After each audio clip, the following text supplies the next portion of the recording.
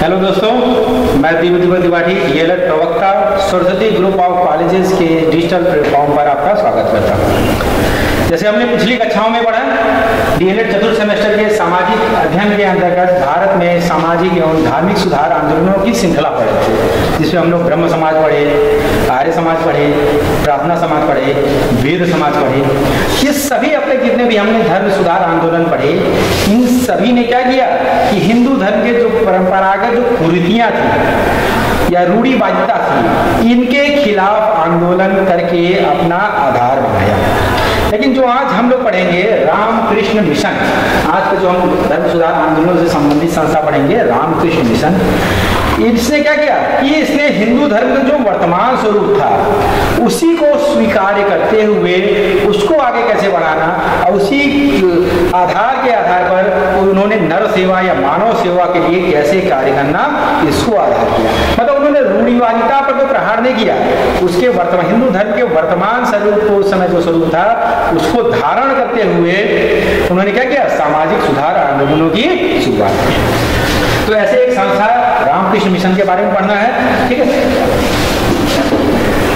जो रामकृष्ण मिशन जो हम संस्था के बारे में पढ़ना है, उसमें जो नाम आया है रामकृष्ण, सबसे पहले हम इनको समझ लेते हैं कि रामकृष्ण थे कौन, जिनके नाम के आधार पर यह संस्था बनती है। स्वामी विवेकानंद जी के द्वारा इस संस्था का निर्माण किया जाता है। तो ये जो स्वामी रामकृष्ण जी थे, ठीक है, उनका पूरा नाम था रामकृष्ण परमहंस। जो परमहंस था ये उनकी उपाधि थी, ठीक है। ये कौन थे? स्वामी विवेकानंद जी के गुरु थे। और आप बंगाल में जाएंगे, वहां पर दक्षिणेश्वर काली मंदिर है, काली जी का एक मंदिर है दक्षिणेश्वर में, ये इसके मुख्य पुजारी थे। वहां की देवी की आराधना करना, उनकी पूजा स्तुति करना, ठीक है, वो सारी व्यवस्थाएं इन्हीं के अंतर्गत होती थी। इनका जो अन्य नाम था, या कहते हम वास्तविक नाम था, क्योंकि हिंदू धर्म परंपरा के अनुसार संन्यास ग्रहण करने के बाद क्या होता है, व्यक्ति का नाम भी परिवर्तित कर दिया जाता है। तो इनका वास्तविक नाम था गदाधर चट्टोपाध्याय, जिनका जन्म 18 फरवरी 1836 ईस्वी में, ठीक है, पश्चिम बंगाल में ही हुगली जिला में हुआ था, ठीक है। अब ये अपने कर्मयोग से, अपने कार्यों से धीरे धीरे आसपास के क्षेत्रों में इनकी प्रसिद्धि बढ़ने लगता है, ठीक है। इनकी मृत्यु होती है 18 अगस्त 1886, ठीक है। इनके जो प्रमुख विचार थे, जिनसे प्रभावित होकर के स्वामी विवेकानंद जी ने इनको अपना गुरु माना था, इनके प्रमुख जो विचार थे, ये क्या कहते थे कि सभी धर्म सच्चे और अच्छे हैं, ठीक है। जैसे उन्होंने देखा कि ब्रह्म समाज के लोग तत्कालीन ईसाई धर्म की तरफ ज्यादा मुड़ रहे हैं, पाश्चात्य धर्म की सभ्यता की ओर ज्यादा मुड़ रहे हैं।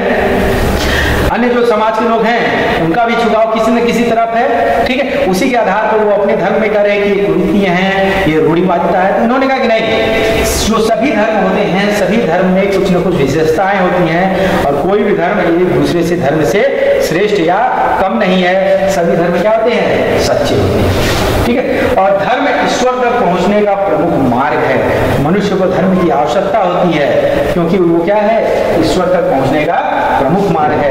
और इस धर्म को हम कैसे अपना सकते हैं, ठीक है, तो मानव सेवा के द्वारा हम क्या कर सकते हैं, मानव सेवा ही हमारा मुख्य धर्म है, ठीक है। उन्होंने क्या किया कि हमको अपनी परंपरा और भारतीय संस्कृति में हमको क्या करनी चाहिए, निष्ठा रखनी चाहिए, ठीक है। और ये अन्य समय तत्कालीन समाज सुधार आंदोलन हम लोग जितने भी देखे हैं, सबने क्या किया था, मूर्ति पूजा का विरोध किया था, बहुत ईश्वरवाद का विरोध किया था।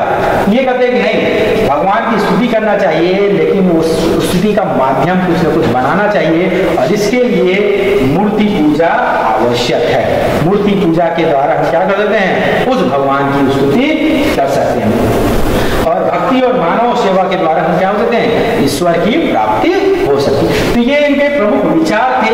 ये अद्वैतवाद के बहुत ज्यादा समर्थक थे, ठीक है।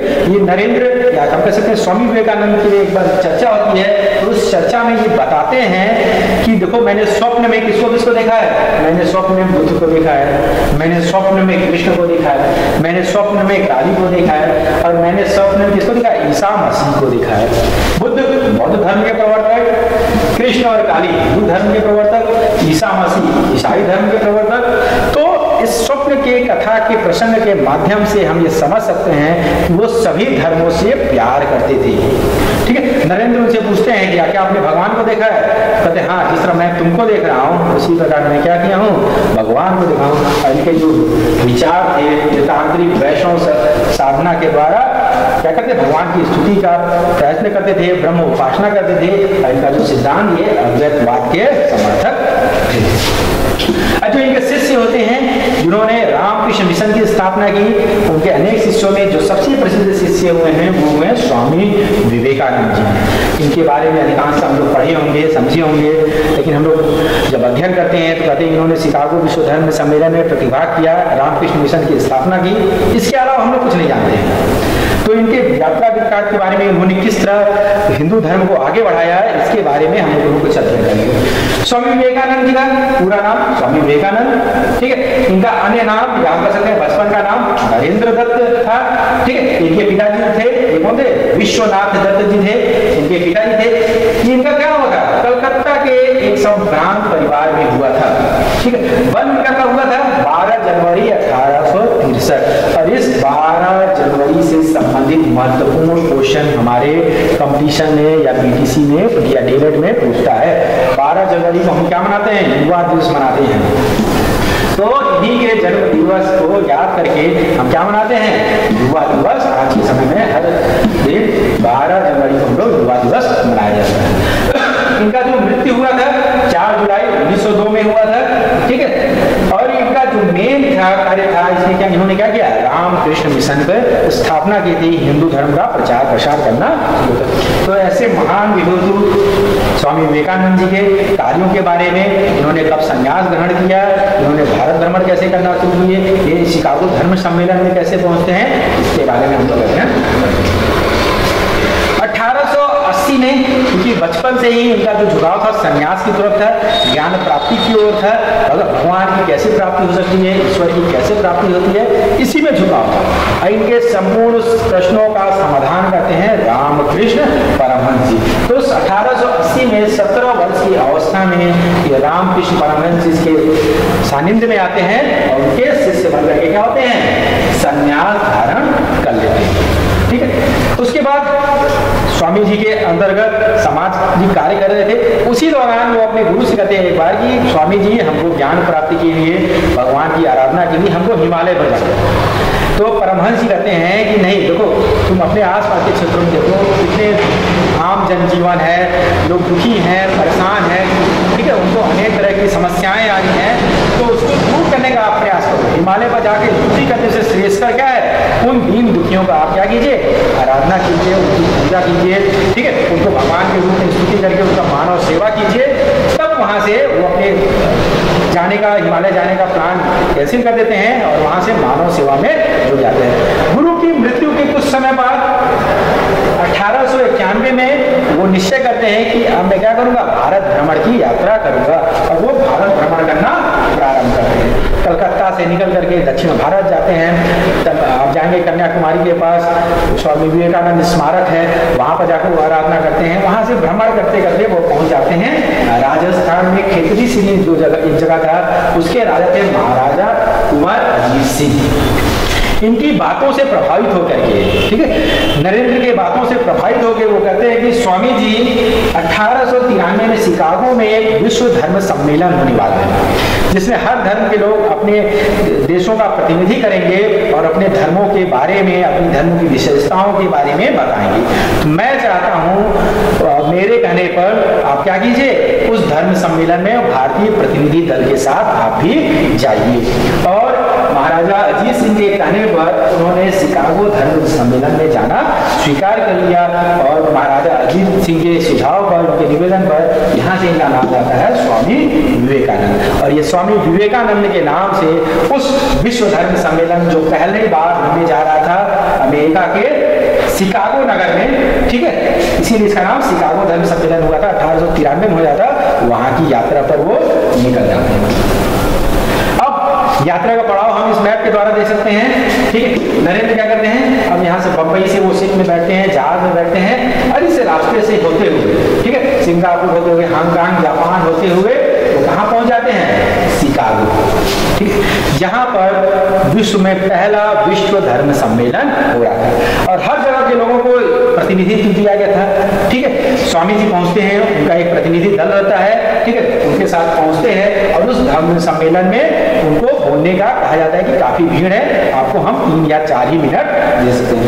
इस दृश्य में देख सकते हैं सभी धर्म के प्रतिनिधि लोग बैठे हैं और यहाँ पर ये स्वामी विवेकानंद जी, यहाँ पर स्वामी विवेकानंद जी बैठे हुए हैं और सभी धर्म के लोग यहाँ पर आते हैं, अपने धर्म के संबंधित विचारों को प्रस्तुत करते हैं। तो ये भारतीय दल जिन्होंने प्रथम विश्व धर्म सम्मेलन में प्रतिभाग किया था, जिसमें स्वामी विवेकानंद जी इस दल के साथ रहते हैं। और ये वो स्थान है, ठीक है, शिकागो का वो स्थान है जहाँ पर प्रथम विश्व धर्म सम्मेलन आयोजित किया गया।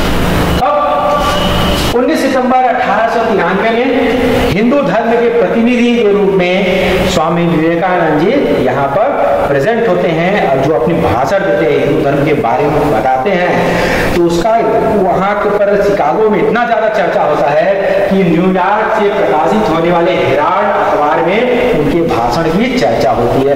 तो ये भी इंपॉर्टेंट है कि स्वामी विवेकानंद जी के भाषण की चर्चा अमेरिका के किस पत्रकार अखबार में होती है, तो आंसर होगा न्यूयॉर्क के हेराल्ड। वो जैसे ही जाते हैं, उन्होंने भारत के जो संस्कृति का विश्व बंधुत्व, मतलब विश्व के सभी लोग भारत के क्या हैं, भाई बहन हैं। तो भाषण की शुरुआत ही वो करते हैं, my dear American brother and sister, मेरे प्यारे अमेरिकी भाई और बहनों। इसके कारण पूरे हाल में 4-5 मिनट तक लगातार तालियां बजती हैं और अंत में जिनको 3 मिनट का समय दिया गया था, उनके अनवरत लंबे भाषण को सभी लोग ध्यानपूर्वक सुनते हैं और उनके विचारों से प्रभावित होकर के हर देश के वहां पर प्रतिनिधि आए थे, सभी लोग हिंदू धर्म में जानने का और प्रयास करना शुरू करते हैं और उनकी प्रसिद्धि अमेरिका में फैलना शुरू होता है। अब हर देश के लोग, जो लोग अलग अलग जगह आए थे, स्वामी विवेकानंद जी से आग्रह करते हैं कि आप आइए, हमारे देश में भी आइए, अपने विचारों से हमारे देश की जनता को, अपने विचारों को, अपने उद्बोधन से हमारी जनता को भी ज्ञान प्रदान कीजिए। इसीलिए 1893 से लेकर के 96 तक स्वामी विवेकानंद जी विदेशों के भ्रमण पर ही रह जाते हैं, ठीक है। इसी दौरान उन्होंने क्या किया था, अनेक सोसाइटियों का निर्माण किया था, जैसे वेदांत सोसाइटी, इसका निर्माण उन्होंने कहाँ किया, स्थापना कहाँ किया, उनकी प्रेरणा से न्यूयॉर्क में होता है। शांति आश्रम, इसका कहाँ होता है, कैलिफोर्निया में होता है। और अंत में वो इंग्लैंड, फ्रांस, जर्मनी जैसे देशों में भ्रमण करते हैं, भारतीय धर्म, हिंदू धर्म का प्रचार प्रसार करना शुरू करते हैं। अब इनके विचारों से प्रभावित होकर के अनेक विदेशी लोग उनके शिष्य होने लगते हैं, जिसमें सबसे प्रमुख नाम आता है, आयरलैंड की एक निवासी रहती है, मार्गरेट नोबेल, ठीक है। इनके विचारों से प्रभावित होकर के ये इनकी शिष्या हो जाती है और भारत में इसको नाम जाना जाता है भगिनी निवेदिता या सिस्टर निवेदिता। तो इनके विदेशी जो शिष्य होते हैं, इसमें सबसे प्रसिद्ध शिष्या है, ठीक है। अब जब ये भारत वापस आते हैं तो ये निर्णय करते हैं कि भारत में भी हमको एक ऐसे संगठन की जरूरत है जो मानव के कल्याण से वेदांत के धर्म के सिद्धांतों के प्रचार प्रसार के लिए कार्य कर सके। और 1897 ईस्वी में ये अपने गुरु के नाम पर एक संस्था की स्थापना करते हैं। इस संस्था का नाम रहता है रामकृष्ण मिशन और यहाँ से ये संस्था मानव कल्याण के लिए कार्य करना। उसी दौरान 1899 में द्वितीय विश्व धर्म सम्मेलन का भी आयोजन होता है पेरिस में। स्वामी विवेकानंद जी जिस तरह प्रथम विश्व धर्म सम्मेलन में प्रतिभाग किए थे, ये द्वितीय विश्व धर्म सम्मेलन में प्रतिभाग करने के लिए फ्रांस की राजधानी पेरिस जाते हैं और अंत में 4 जुलाई 1902 ईस्वी में इनकी मृत्यु हो जाती है। इस प्रकार स्वामी विवेकानंद जी ने अपने कार्यों से हिंदू धर्म, वेदांत की और मानव सेवा के लिए पूरे विश्व में कल्याणकारी कार्य चलाना शुरू किया। अब इनकी मृत्यु के बाद जो इनकी सोसाइटी थी रामकृष्ण मिशन, उसने किस तरह कार्य किया, उसकी क्या उपलब्धियां आती हैं, इसके बारे में हम लोग अध्ययन करेंगे। अच्छा, इससे पहले स्वामी विवेकानंद के जो विचार थे, ये अपने गुरु की तरह क्या करते थे, मानवता सबसे बड़ा धर्म है। सभी धर्मों में अगर देखा जाए तो सबसे बड़ा धर्म क्या है, मानव की सेवा करना है। ये मूर्ति पूजा बहुदेववाद का समर्थन करते थे, मतलब ब्रह्म समाज के पैरेलल, क्योंकि हिंदू धर्म हम अध्ययन किए हैं कि ब्रह्म समाज के कार्यों को देखते हुए जो परंपरागत हिंदू समाज था वो उनको अपने से पृथक मानता है। तो उस समाज का जो परंपरागत हिंदू समाज था उसका प्रतिनिधि करते हुए उन्होंने कहा कि मूर्ति पूजा होना चाहिए और बहुदेववाद का ये क्या करते थे, समर्थन करते थे, ठीक है। उन्होंने कहा कि सारे धर्म अच्छे होते हैं, हमारा हिंदू धर्म ऐसा नहीं है कि इसमें कुरीतियां हैं, सोसाइटी या समाज को जब जरूरत महसूस होगा, उसमें जो सुधार करने की जरूरत होगा, वो सुधार का कार्य हमारा समाज करेगा। उन्होंने नव हिंदू जागरण की स्थापना की और एक नवीन हिंदू दर्शन, एक नवीन हिंदू विचारधारा का प्रचार प्रसार पूरे विश्व में करना शुरू कर दिया। इनकी कुछ प्रमुख पुस्तकें हैं जिसकी उन्होंने रचना की थी, जैसे मैं समाजवादी हूँ। उन्होंने योग 3 किताबें लिखी थी, राजयोग, कर्मयोग, भक्ति योग, और उनकी प्रसिद्ध जो किताब एक और है मेरे गुरु। तो ये उनकी प्रमुख रचनाएं हैं जिनके बारे में आपके सी टेट, यूपी टेट या अन्य अलग अलग राज्यों की जो टेट की परीक्षाएं हैं उसमें पूछा जाता है। अब इनकी जो संस्था थी, जिसने स्वामी विवेकानंद जी के बाद जिसने पूरा इनके सामाजिक कार्यों को, मानवता सेवा के कार्यों को आगे बढ़ाया, वो संस्था थी रामकृष्ण मिशन। आज भी आप देखेंगे इस तरह का लोगो जो आपको दिखेगा, किसका दिखेगा? रामकृष्ण मिशन का लोगो है, ठीक है। तो इसकी स्थापना जैसे हम पढ़े हैं, स्वामी जी जब आते हैं विदेश से तो 1 मई 1897 को स्वामी विवेकानंद जी के द्वारा कलकत्ता के निकट बारानगर में इसकी स्थापना की गई। वर्तमान समय में बेलूर मठ कलकत्ता में इसका मुख्यालय है। इसके जो संस्थापक थे स्वामी विवेकानंद जी थे। इन्होंने क्या किया, अपने गुरु रामकृष्ण मिशन जी के नाम के आधार पर उनकी याद में उन्होंने रामकृष्ण मिशन की स्थापना की। वर्तमान में अगर देखा जाए, इस संस्था के केवल भारत में कार्य नहीं कर रहा है, ये एक अंतर्राष्ट्रीय संस्था है और 130 देशों से ज्यादा, भारत और बाहर के देखा जाए करीब 120 देशों में, अलग अलग देशों में इसकी ब्रांचेस हैं। और टोटल इन्होंने पूरे विश्व लेवल पर सामाजिक और धार्मिक कार्यों को करना शुरू किया, जिनका मुख्य केंद्र था मानव सेवा। इनका रामकृष्ण मिशन के जो उद्देश्य हैं, जो प्रमुख उद्देश्य हैं, वो क्या है? वेदांत का प्रचार प्रसार करना। पूरे विश्व में वेदांत की जो सिद्धांत है, वेदांत के जो विचार हैं, उनका क्या करना? प्रचार प्रसार करना। और विभिन्न धर्मों के मध्य क्या करना? सौहार्द बनाए रखना। और सबसे प्रमुख कार्य गरीबों या मानवों की सेवा करना। उनका मानना था कि मानवों की सेवा करने के द्वारा हम क्या कर सकते हैं? ईश्वर की प्राप्ति। इनके जो प्रमुख सिद्धांत हैं, ठीक है, वो स्वामी विवेकानंद और रामकृष्ण परमहंस के विचारों को अगर मिला दिया जाए तो प्रमुख सिद्धांत क्या क्या है? ईश्वर एक है, सभी धर्मों का ईश्वर क्या है? एक है, जो ब्रह्म है। और अध्यात्म का अनुसरण कर हम क्या हो जाए? ब्रह्मलीन होकर के, उस ब्रह्म में लीन होकर के हम क्या कर सकते हैं? हम उस ईश्वर को प्राप्त कर सकते हैं। वही हमारा क्या है? परम धर्म है। उन्होंने कहा कि प्रत्येक व्यक्ति को अपने धर्म से प्यार करना चाहिए। ऐसा नहीं कहना चाहिए कि हमारे धर्म में कुरीतियां आ गई हैं, हमारे धर्म में सती प्रथा होता है तो हमारा धर्म खराब है, ईसाई धर्म अच्छा है। उन्होंने कहा कि नहीं, ऐसा नहीं है, ठीक है। समाज, सोसाइटी अपने अनुसार अपने धर्म में सुधार करेगा और सभी धर्म अपने को क्या करना चाहिए? सभी धर्मों से लोगों को प्यार करना चाहिए। और हिंदू धर्म सभी धर्मों में एक अनुकरणीय है। हमारा धर्म इतना महान है, हमारे धर्म में वैज्ञानिकता है, ठीक है, तो सभी को क्या करना चाहिए? हिंदू धर्म का अनुकरण करना चाहिए। उन्होंने कहा कि आत्मा अमर है, ज्ञान और भक्ति ईश्वर प्राप्ति का क्या है? मार्ग है, ठीक है। हिंदू धर्म का आधार वेदांत है। वेदांत के सिद्धांतों के द्वारा हम हिंदू धर्म का पुनर्व्यवस्थित कर सकते हैं, हिंदू धर्म को हम समझ सकते हैं। उन्होंने कहा कि जो पश्चिम में जो ईसाई धर्म हम कहते हैं कि सर्वश्रेष्ठ है, तो पश्चिमी सभ्यता क्या है? हम यूरोप की भ्रमण कर रहे हैं तो वो लोग क्या कर रहे हैं? हिंदू धर्म की मान्यताओं को अपना रहे हैं। तो पश्चिमी जो सभ्यता है उन्होंने धर्म बनेगा। उन्होंने कहा कि जो फॉरेन कल्चर है वो क्या है? छल है, ठीक है। और उन्होंने मूर्ति पूजा, क्योंकि उनके जो गुरु थे स्वामी विवेकानंद जी के गुरु खुद काली जी की उपासना करते थे। स्वामी विवेकानंद जी खुद काली के उपासक थे। उन्होंने कहा कि मूर्ति पूजा उपासना का क्या है? एक सर्वोत्तम रूप है। अगर हम इसके योगदानों की बात करें, ठीक है, रामकृष्ण मिशन की योगदानों की बात करें तो उन्होंने क्या किया? देश विदेश में अनेक आध्यात्मिक और वेदांत केंद्र खोज करके उन्होंने क्या किया?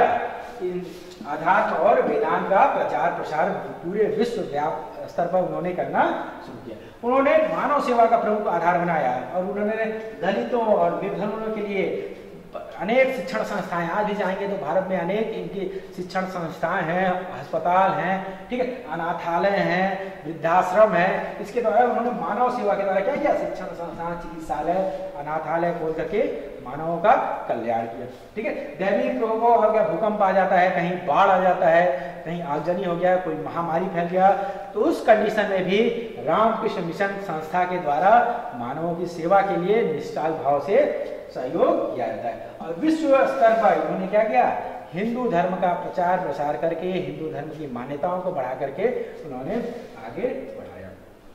तो इस प्रकार हम टोटल आज की जो क्लास हुआ, हमने रामकृष्ण मिशन के बारे में अध्ययन किया, उनके योगदान के बारे में अध्ययन किया, उन्होंने हिंदू धर्म को प्रेम करना सिखाया।